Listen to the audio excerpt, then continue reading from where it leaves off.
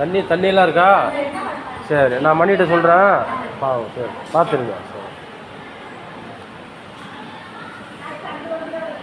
சரி.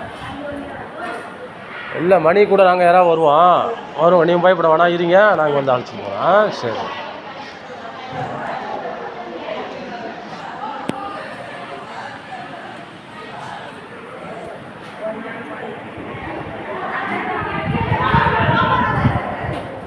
சாப்பாடு